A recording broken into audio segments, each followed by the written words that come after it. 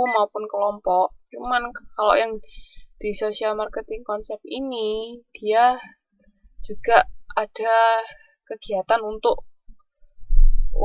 apa namanya, untuk lingkungan atau membantu orang yang nggak mampu atau apa itu loh. CSR, pernah tahu nggak? CSR, Corporate Social Responsibility.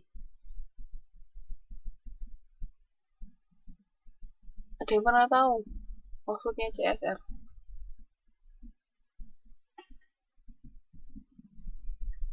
Pernah dengar tak?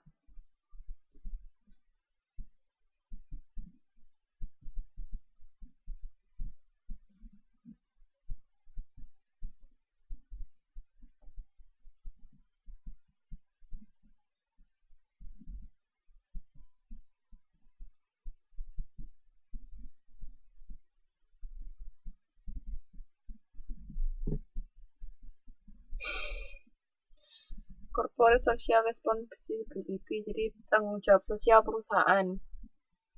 Di perusahaan itu selain dia mencari keuntungan, mereka juga berkewajiban untuk memperhatikan lingkungan sekitar perusahaan.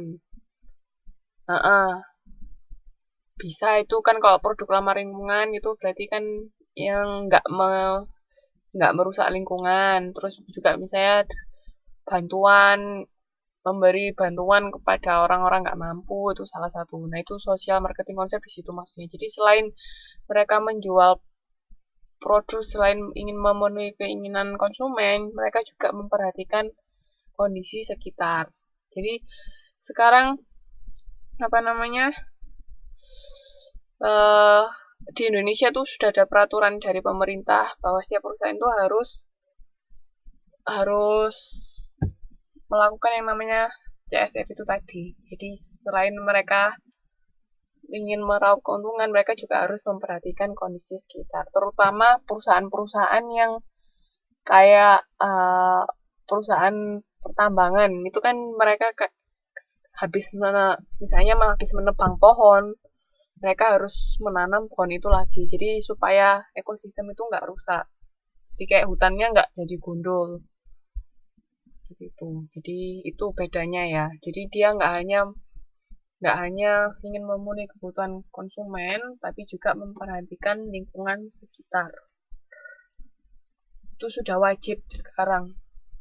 Perusahaan-perusahaan di Indo sudah ada undang-undangnya. Saya tapi lupa undang-undang nomor berapa.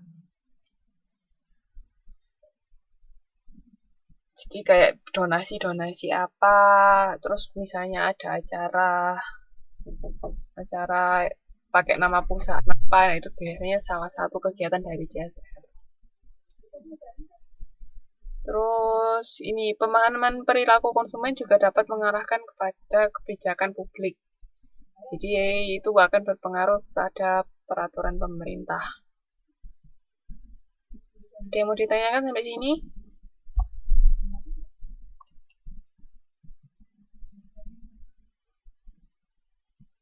Gimana? Ada yang mau ditanyakan?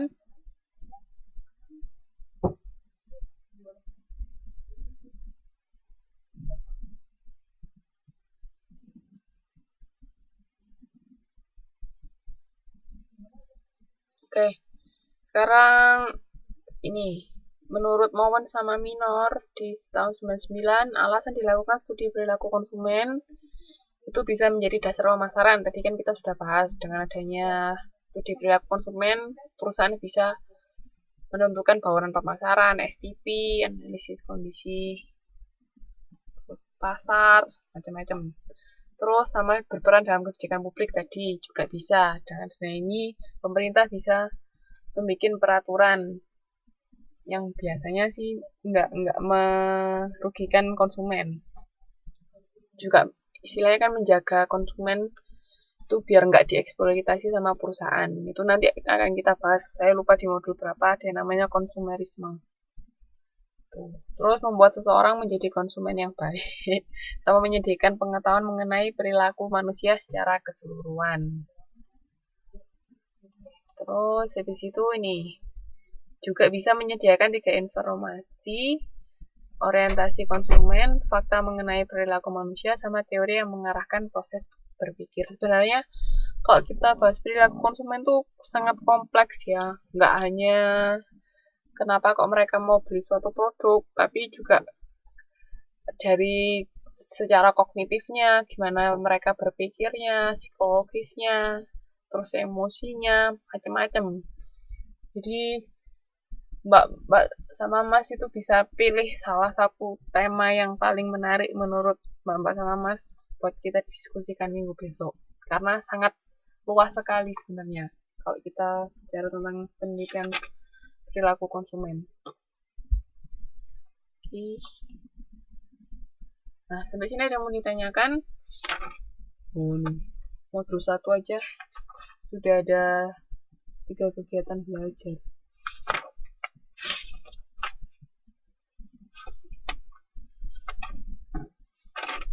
Kalau nggak ada yang mau ditanyakan, saya lanjut ke kegiatan belajar ketiga ya. Itu tentang perilaku konsumen dan strategi.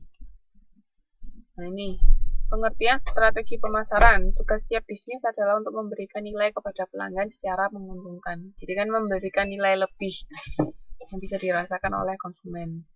Terus strategi pemasaran itu proses pengembangan strategi dengan penggerak pasar yang berada dalam lingkungan bisnis yang selalu berubah sehingga dibutuhkan suatu strategi untuk memberikan kepuasan kepada konsumen. Jadi misalnya sudah tahu konsumen tuh pengennya seperti apa, kebutuhannya apa, nah itu kan kita bisa menghadirkan suatu produk misalnya yang bisa memenuhi apa yang diinginkan konsumen. Kan ingat kan bauran pemasaran kan ada juga produk kan. Kalau di produk biasa ada 4P, 4P, tapi kalau di jasa ada 7P, masih ingat kan? Nah itu tadi.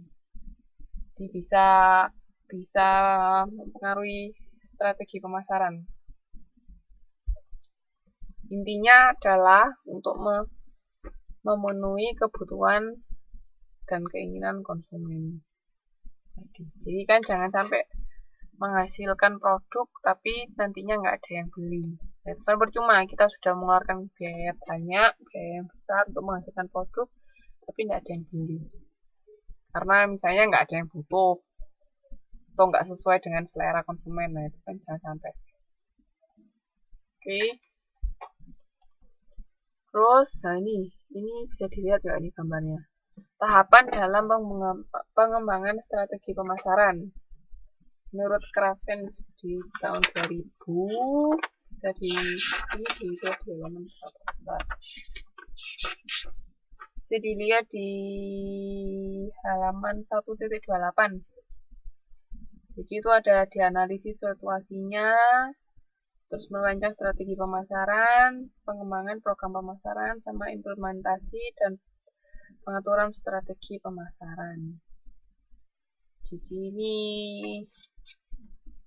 tahapan-tahapannya. Awalnya ya analisis situasi, itu maksudnya mengadakan riset gimana kondisi konsumen saat ini, kondisi pasar saat ini seperti apa, itu tuh analisis situasi. Terus habis itu kalau merancang strategi pemasaran, ya analisis situasi itu bisa masuk STP juga ya. Kan segmentasi itu kan membagi-bagi konsumen dalam beberapa kelompok yang sudah kita pelajari. Terus kalau merancang strategi pemasaran itu menentukan target juga bisa. Jadi kalau segmentasi tadi bisa masuk analisis, kalau merancang strategi itu masuk TP-nya, targeting sama positioning-nya. Terus bauran pemasaran juga itu bisa masuk di sini, merancang strategi. Terus pengembangannya yaitu tadi strategi yang sudah ada tinggal dikembangkan. Bauran pemasaran itu bisa masuk sini.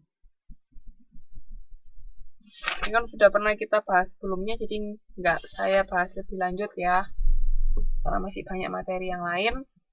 Jadi intinya awal dilakukan riset, terus dengan adanya analisis tadi bisa dirancang strateginya, terus habis itu dikembangkan sama diimplementasikan. Ya hampir sama kayak proses-proses yang lain sebelumnya kan, Harus ada analisis dulu, terus ada rancangannya, terus ada